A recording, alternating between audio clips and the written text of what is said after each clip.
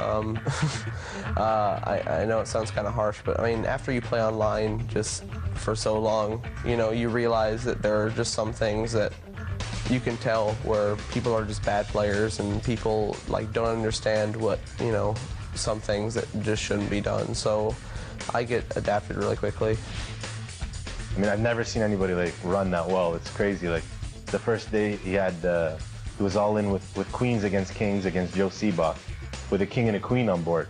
So basically, like, he was almost out of the tournament, and then he hit the fourth queen.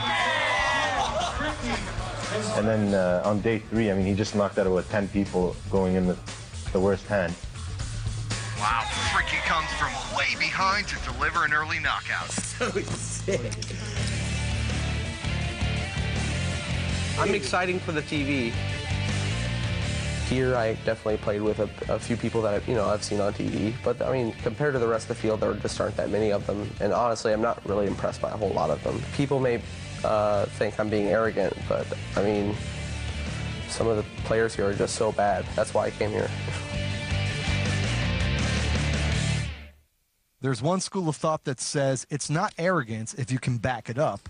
There's also another school of thought that says discretion is the better part of valor. I think Jimmy Fricke, as he matures, will find a fine balance between the two. Right now, he's got a foot in both of them. Action folds around to Fricke, and Fricke will call with a 7-4. Now Andrew Black, a 9-5. He checks. So we'll see a flop between Black and Fricke. On the flop, queen, ace 4, 3 clubs. Fricke has bottom pair, but ironically, Black actually has the best winning percentage with the 2 overcards and the flush draw. Fricke checked, and Black will bet 60,000, and Fricke calls. Black hoping for a 9-5 or club. And on the turn, it is an ace of diamonds. I think that's a pretty good card for Jimmy Fricke. Fricke checks. 180. And 180,000 to bet from Black. That ace pairing makes it mathematically less likely that Andrew Black has an ace in his hand. That's why Fricke is calling. He knows unless Black has a queen, his hand is probably good. Yes, Fricke just staying right with the action. Now a 10 of spades. Checks. 300,000 is the bet from Black. And unless Fricke doesn't trust his read, and it's been pretty impeccable up to this point, I don't see Fricke folding to this small of a bet. It's bottom pair, but remember, Barry, Andrew Black would have to have an awfully big hand. Good call. And he does call, and Black acknowledges a good call, and Fricke will win another hand. He analyzed the situation well, and I think Andrew Black let the young man off the hook. The bet was a little small on the river. Fricke sensed weakness and took advantage. The youngest and the least experienced at the table, but if the pros didn't know Jimmy Fricke before, he's certainly serving notice. He's not going to be pushed around by them tonight. Not that, Aussie Millions. And we welcome you back to the final table of the Aussie Millions. Here's where we stand right now. Young Jimmy Fricke, more than twice the chip count of both Gus Hansen and Andrew Black. 3 players fighting it out. 1.5 million Australian dollars. That's 1.2 million American dollars at stake. Hansen, an ace-6 suited. He's on the button, 3-handed. The button always acts first before the flop and last after the flop. You can play a lot of hands from the button. This is a good one, ace-6. And he raises to 200,000. And that's a pretty good hand for the small blind. Fricke certainly will want to see a flop. Hope to spike a 3. Fricke calls. And now Andrew Black, a 10-5. He's going to throw that away. So 2 players to the flop, Fricke and Hansen. On the flop, king, 9, queen. And if you are sitting with a pair of 3s in your hand, you don't like a flop like that. Not only is it 3 overcards, but it's the kind of neighborhood that your opponent could have some sort of piece of it, especially when he raised from the button. Gus Hansen makes a natural continuation bet, and Fricke folds. Gus Hansen will take this one down and do so rather handily, getting a little something back from what he lost to Fricke not long ago. For Gus Hansen, final tables were once a regular occurrence, but Gus hasn't won a big event in a while, and even superstars could have their confidence rattled.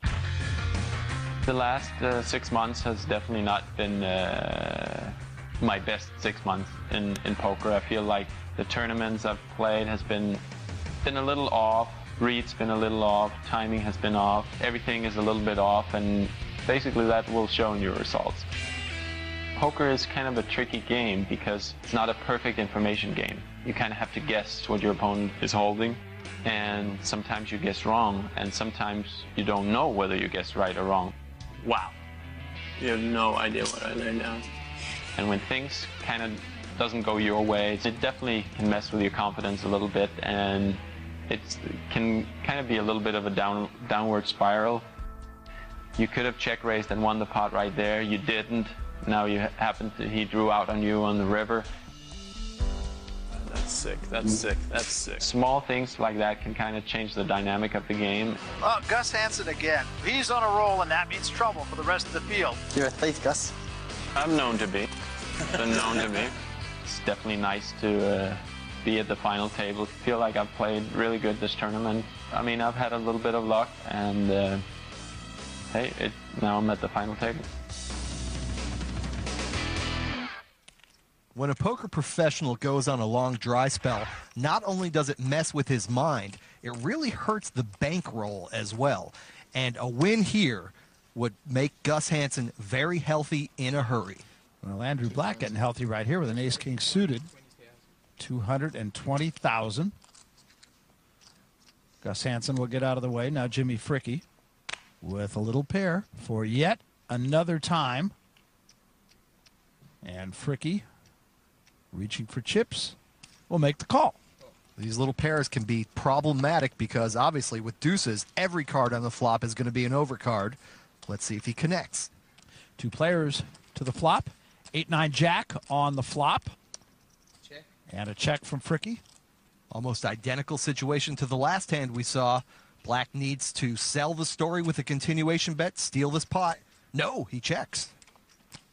A 5 of clubs on the turn. And a check from Fricke. Black must bet here. It's his chance to win the pot without... No, he checks. He must mistakenly think Fricke has a huge hand. And a queen of clubs on the river. So now let's see who does what here. I think Fricke would be delighted to show this hand down, and he's going to win with a pair of deuces. Andrew Black, on the other hand, now sees if he would have bet at any point, he would have taken down this pot. I might have won that one. You might. Well, could you beat the poker twos? Actually, Gus would have paired his 8. I think. Our two veterans faced very similar situations in back-to-back hands, but played them very differently. One successfully, one not. Play continues. Black folds a couple of rags. Now Gus Hansen looking at a 5-4 suited out of the small blind. And he will call. Fricke in the big blind will check with an 8-7 suited. So Fricke and Hansen to the flop. 5-8 deuce. Each player caught. And that's unusual.